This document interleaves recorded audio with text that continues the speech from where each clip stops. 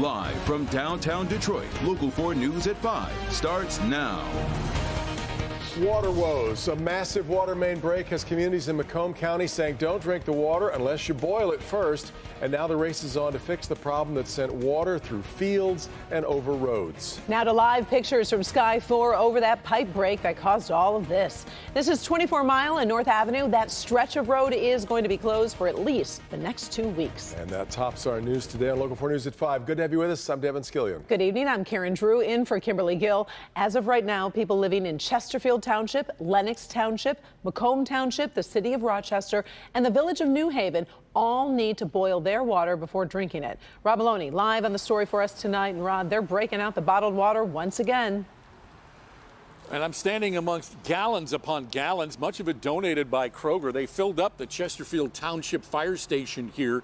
This is station number 3, but station number 1 is also doing this kind of a giveaway. And they've been lining up around the block all day. In fact, there are a number of cars here getting ready now where they're picking up their case of water. Earlier, they had like gallon boxes that they were putting in vehicles as well.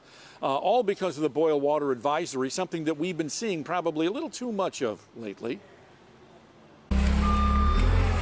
They're prepared for a busy couple of days. Chesterfield, a township with just under 50,000 residents, now experiencing that 48-hour boil water advisory. Supervisor Brad Kirsten ordered the water giveaway early. 5:45 in the morning, the phone rings from your DPW superintendent and tells you that you have no water pressure in the township. You get out of bed real quick. Thank you very much. Everyone else getting out of bed, like Kevin Williams, got a reminder the hard way that water is the most basic of our needs, and it's quickly missed. There was no water to flush the toilet. So I started checking around. There was no water pressure anywhere. So I was wondering what happened. We checked the water bill to make sure the water bill was paid. With a house full of kids, it's an emergency, says Anne-Marie Verbergen. It was horrible, especially with trying to get the kids their drinks and stuff because there was no water pressure at all. So, I mean, thankfully we had some couple bottled water on hand. Replenishing became a priority, bringing her and the gang to the fire station. By mid-morning, Gliwa rerouted water service to the area, restoring pressure. But that early low pressure automatically forced the boiled water advisory. That inconvenience inspired a reminiscence to Karen Healy. But the worst part was not being able to flush the toilets. So it's like old training from when I was a kid. You get the bucket, you fill it with water, and flush it down the toilet. All right, well, it's a 36-inch water main that broke about 18 feet below the ground. And as you can see here, they have work crews out there. They've been out there all day trying to tame the water flow, get it away from the break, which is located at 24 Mile and North Avenue in Macomb Township. They had diagnosed it, turned off the surrounding valves. Next up is digging up the broken pipe, repairing that. It could take a day or two. Electric crews also had some trouble with a power pole getting washed out, but everything appears under control this afternoon. And we're back here at the fire station, and they are lining up to get that case of water. Back to you. Oh, under control, but still a mess for folks to deal with. So how long does the water advisory go? What are the particulars around it, Rod? Right, so it's 48 hours, they're saying. So what they have to do is they go out and they have to test the water. Then they have to, they bring it in, they take the samples, they got to let them sit for a day. Then they go and test them and make sure everything's okay. If the first set of tests go, which should be checked out first thing in the morning, then they'll go out and do another set of tests. And they say they think by Thursday afternoon, they can have things back to normal. All right, we appreciate it. Thank you, Rod. Day 3 of testimony at the hearing for the Oxford school shooter, and once again, some devastating new details are coming to light. This time it's his behavior behind bars, including video showing him in crisis. Sean Lay spent the day in court, joins us now with more. Sean, a psychologist, ended up spending hours on the stand. Talking with him, giving us insights on what the shooter was thinking, spending hours with the shooting, interviewing him, getting insights. Guys, this is day 3 of this. It's like ripping a scab off. It's like reliving every moment of this horrible tragedy at Oxford High School. And now we get more information about what the shooter was thinking. He's telling this doctor that he truly believed the shooting would have been prevented. He was there with the backpack. A backpack's brought into the office the day of the shooting. He says he was sure school officials would have checked the backpack, shooting averted, he would have been relieved, but it never happened. And Ethan said, for the first time in his life, he felt relieved.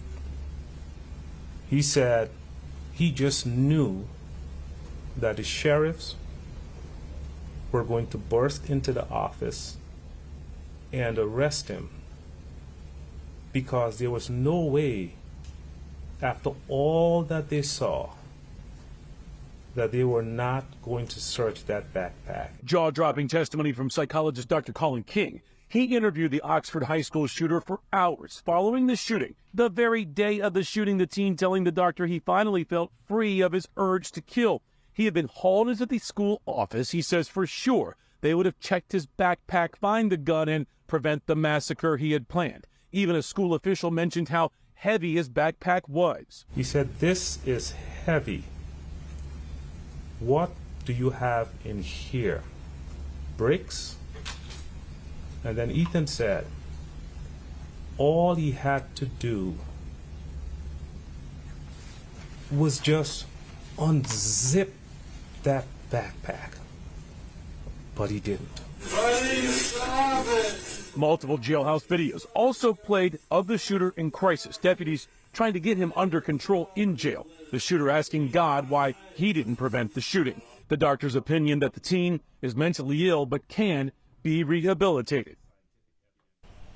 Back here live outside of court. Today's session just wrapped. More on those videos from the jail we've been hearing about. A lot of those played in court today and what they actually mean. But guys, the testimony about the shooter expecting school officials to check his backpack, not only were dropping jaws and so hard for the families to listen to in court, we're hearing from attorneys involved in this case all over Metro Detroit saying check the backpack and never got checked. Even the shooter was expecting that backpack to be checked. Why he went through with it, though, that's still unclear. They're still digging into that. Back to you. Can't begin to imagine what it was like for everyone in the school that day to hear that testimony today, Sean. Now, originally we were told that today was supposed to be the last day of this hearing. 3-day hearing. It's going to go into a fourth now. The doctor was on the stand all day long. So much involved in his testimony and the time he spent with the shooter. Now, another witness is going to be called, but he's going to be called, the witness will be called on the 18th of this month due to scheduling reasons. So it's going to go into a fourth day. And then after that, the judge will rule at some time to take all this information in and then have an important ruling here. So this is not over by a long stretch. Yeah, exactly. All right, Sean. Other news tonight, Detroit police are investigating after they found a 41-year-old man shot dead in a house. The victim was found inside a home on Sussex Street near Eaton Avenue just after 3 this morning. Police did not have any information on a possible suspect or what may have led up to that shooting.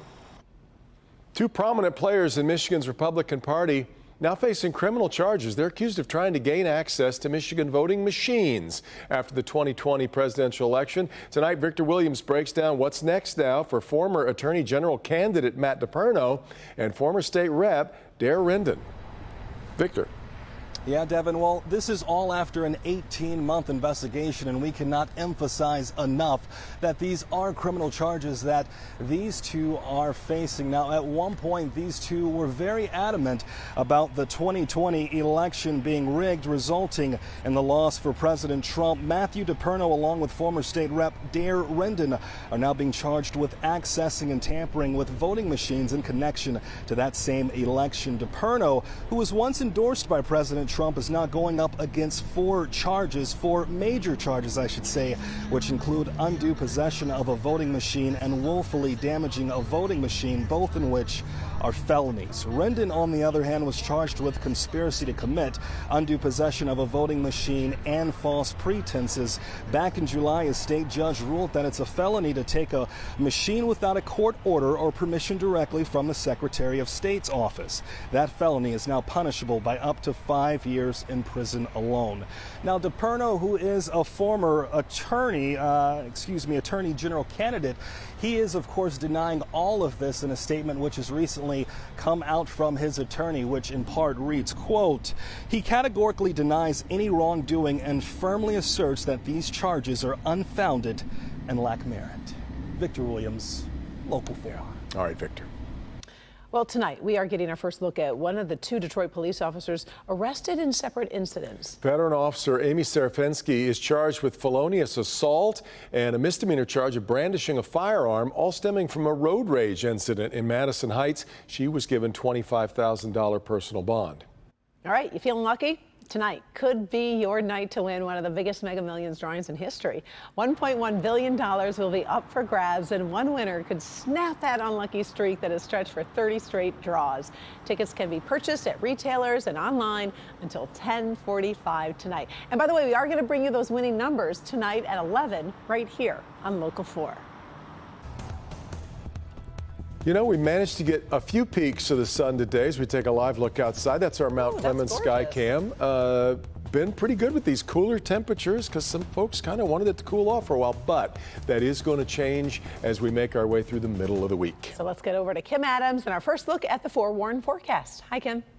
Hi there. Well, we do have some warming headed our way, but tonight it's fairly cool for this time of year. We should be around 83 degrees this time of day, and we're at 79 in Detroit, 77 in Howell and Pontiac, 79 in Adrian. You've probably noticed a little haze today. That is smoke from those Canadian wildfires, but not enough to where we need an air quality alert. Our levels are right now at moderate. 74 in Mount Clemens, 77 in Pontiac and in Ann Arbor, upper 70s at Metro. We've yet to hit 80 degrees at Metro Airport, so running just a touch below normal. But as we look down to the southwest, it's 88 in Kansas City. There's a lot of heat back out to our west in Des Moines, St. Louis, Chicago's at 84, and that's going to be moving here to Metro Detroit over the next several days. So tomorrow a little bit warmer than today. You'll also notice an increase in the humidity going up over the next 48 hours. Tomorrow sunshine, can't rule out an isolated shower, and a high of 84. I'll talk about our next chance for significant rain coming up in just a couple of minutes.